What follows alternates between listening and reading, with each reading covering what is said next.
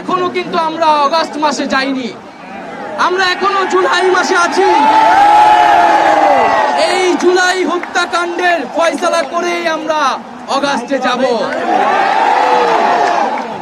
আপনারা প্রিয় দেশবাসী এবং ছাত্র জনতা সকলেই জানেন যে কোটা সংস্কারের দাবিতে এবং মেধাভিত্তিক সমাজ গঠনের অভিপ্রায়ে আমরা বাংলাদেশের ছাত্র তরুণরা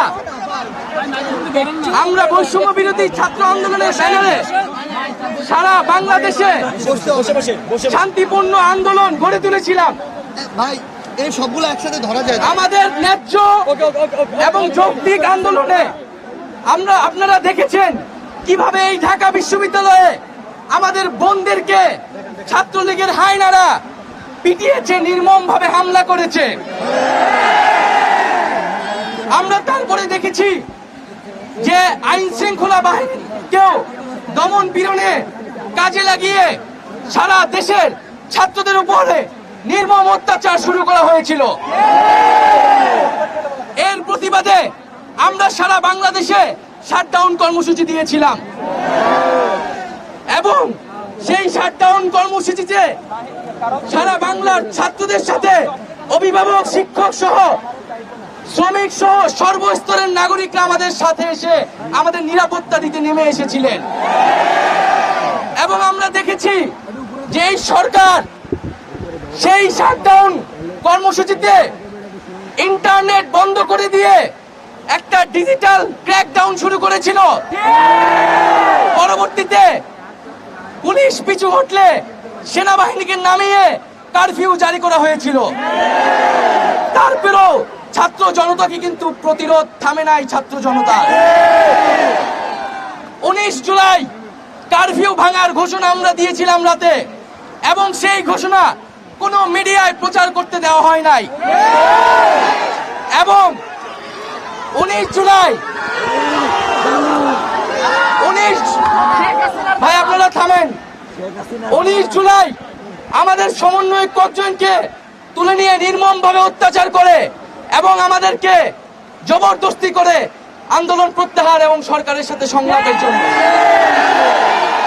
পরবর্তীতে দেখেছেন হাসপাতালে আমাদেরকে জিম্মি করে রাখা হয়েছিল এবং সেটাও না পেরে ডিবি অফিসে আমাদেরকে তুলে নিয়ে যেয়ে জিম্মি করে আমাদের থেকে বক্তব্য নিয়ে এসেছিল। এবং আপনাদের প্রতি সাধুবাদ থাকবে যে সেই বক্তব্য বিশ্বাস না করে আপনারা রাজপথ দখলে রেখেছেন এবং ডিবি অফিস থেকে আমাদেরকে প্রধানমন্ত্রীর দপ্তরে নিয়ে যাওয়ার পরিকল্পনা তারা করছিল। আপনাদের আন্দোলন এবং আমাদের অনশনের কারণে তাদের সেই পরিকল্পনা নস্যাৎ হয়ে গিয়েছিল। আমরা এখন স্পষ্টভাবে বলতে চাই, এই যে এতগুলা খুন হয়েছে, যেই লাশের হিসাবটা পর্যন্ত আমরা এখনো পাইনি। এই সরকার মানুষ খুন করেছে, মানুষ গুম করেছে, এখন সে লাশও গুম করেছে। যারা খুন করেছে তারা কি খুনের বিচার করবে? তাদের কাছ থেকে আমরা আর খুনের বিচার প্রত্যাশা করি না। এবং আজকে সর্বস্তরের নাগরিকদের উপরে, ছাত্রদের উপরে এই যে ব্লক রেড দিয়ে গ্রেফতার করা হচ্ছে, গুম করা হচ্ছে, নির্যাতন করা হচ্ছে, আমাদের ছাত্র নেতা, সমন্বয়ক এবং সাধারণ শিক্ষার্থী তাদের মোবাইল চেক করে তাদেরকে বাসা থেকে গ্রেফতার করে নিয়ে যায়। একদিকে গ্রেফতার, নিপীড়ন, নির্যাতন, অপরদিকে আমাদেরকে সংলাপের জন্য আহ্বান জানানো হচ্ছে। আজকেও মারা গেছে দুইজন মারা গেছে।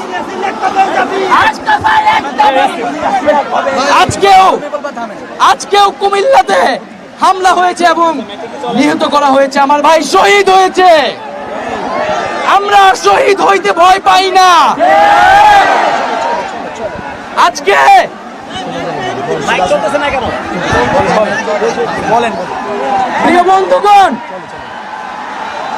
প্রিয় বন্ধুগণ, আজকে আমরা জানি জনগণের দাবি কি। আমরা সেই জনগণের দাবি আমাদের আর বলার প্রয়োজন নাই। সবাই জানে যে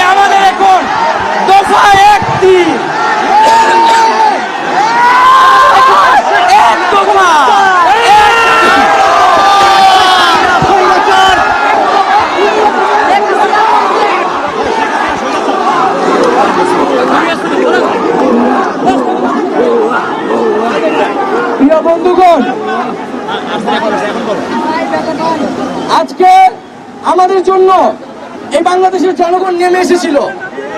আমরা এই জনগণকে মুক্ত করতে এখন আমরা আবার রাস্তায় নেমে এসেছি। আমরা আজকে এক দফার দাবিতে আজকে এখানে হাজির হয়েছি এবং আমরা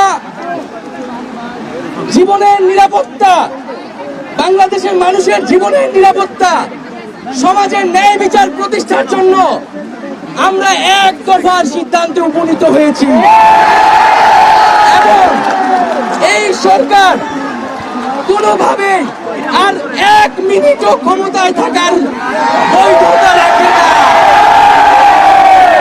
শেখ হাসিনা বলেছেন গণভবনের দরজা খোলা আছে।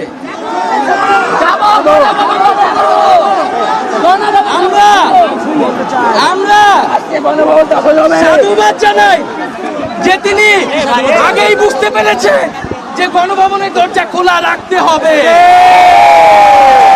কারণ তার যাওয়ার সময় হয়েছে। আপনি দরজা খুলে অপেক্ষা করুন।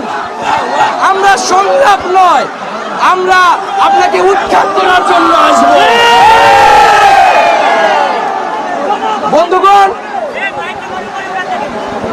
আমরা খুব স্পষ্ট কথা, শুধু শেখ হাসিনাকে পদত্যাগ করলেই হবে না। এই যে খুন, লুটপাট, দুর্নীতি এই দেশে হয়েছে, তার বিচার হতে হবে। আমরা পদত্যাগ দিয়ে তাকে কোনো এক্সিট রুট দিতে চাই না। তাকে পদত্যাগ করতে হবে, বিচারের আওতায় আনতে হবে এবং শুধু শেখ হাসিনা নয়, পুরো মন্ত্রী পরিষদ, সরকার সবাইকে পদত্যাগ করতে হবে এবং এই যে রেজিম, এই যে ফ্যাসিবাদী শাসন ব্যবস্থা, এটাকে বিলোপ করতে হবে এবং আমরা এমন একটি বাংলাদেশ গঠন করতে চাই, এমন একটি রাজনৈতিক বন্দোবস্ত তৈরি করতে চাই যেখানে আর কখনোই কোন ধরনের স্বৈরতন্ত্র, কোন ধরনের ফ্যাসিজম ফিরে আসবে না।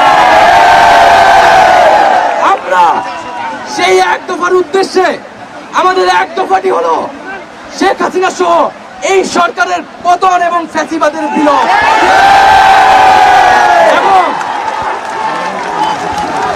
এবং শেখ হাসিনার এবং এই সরকারের লুটপাট, গণহত্যা সহ দুর্নীতি সহ সকল কিছুর বিচার নিশ্চিত করা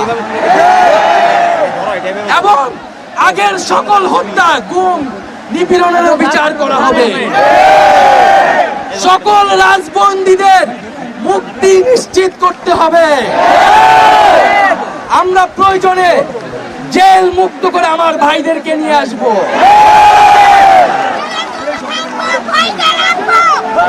বন্ধুগণ, আমরা জেলের দরজা ভেঙে আমার বন্ধুদের, ভাইদেরকে মুক্ত করে নিয়ে আসব এবং জনগণকে আমরা আহ্বান করছি, আপনারা যে স্বতঃস্ফূর্ত ছাত্র নাগরিক অভ্যুত্থান শুরু হয়ে গেছে, তার সাথে এসে যোগ দিন।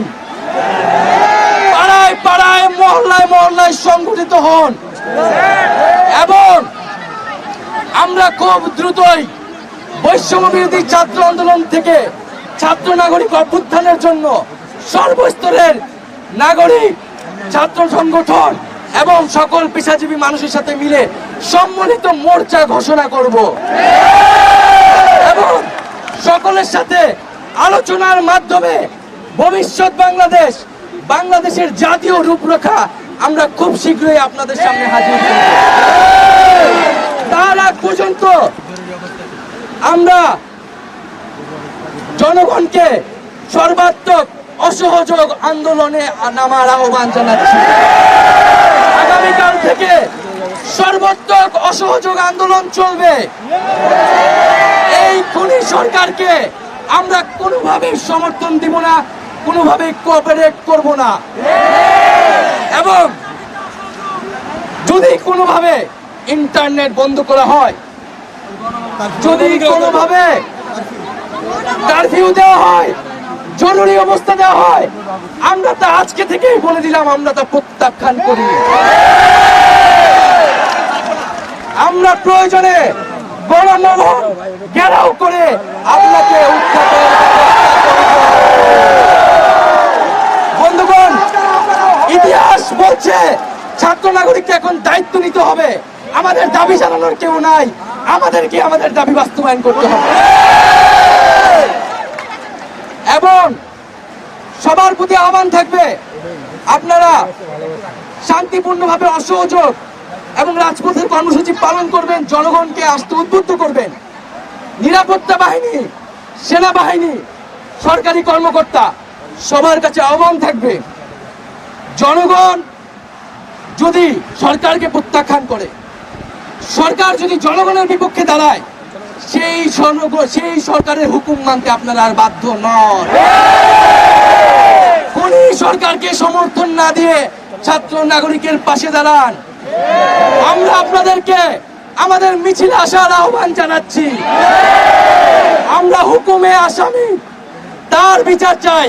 আপনারাও বিচার চান, কেন তারা খুন করতে আপনাদেরকে বাধ্য করা হচ্ছে। আমরা সকল গণহত্যার বিচার করব এই বাংলার মাটিতে।